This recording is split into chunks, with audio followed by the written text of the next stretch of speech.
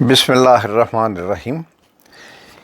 اگر اللہ کے ڈر سے آپ کی آنکھوں سے ایک قطرہ بھی یعنی کہ ایک آنسو بھی نکل آیا تو انشاءاللہ وہ ایک آنسو آپ کو جنت میں لے جائے گا۔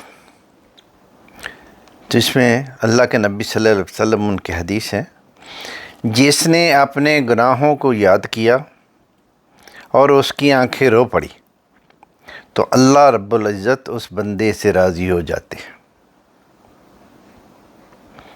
دوسری، جو انسان اللہ کی یاد میں محبت میں روتا ہے، اللہ رب العزت اس کو جنت الماوا عطا فرما دیتے ہیں۔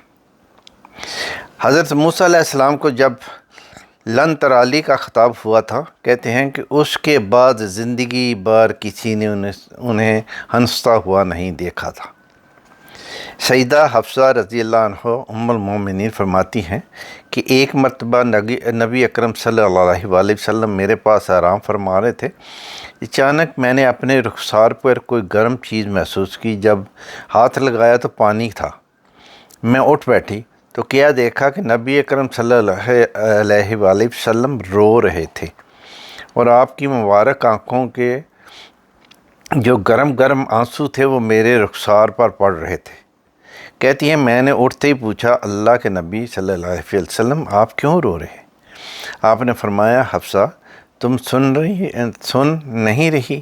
تمہارا بھائی تہجد میں کیا پڑھ رہا ہے؟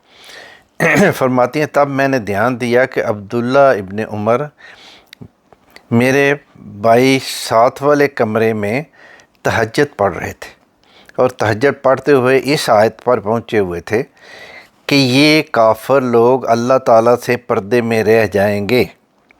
تو محبوب صلی اللہ علیہ وسلم نے یہ آیت سنی تو دل اللہ کی یاد میں اتنا تڑپ اٹھا کہ آنکھوں سے آنسو جاری ہو گئے کہ کچھ لوگ ہوں گے جن کو قیامت کے دن اللہ کا دیدار نہیں ہوگا۔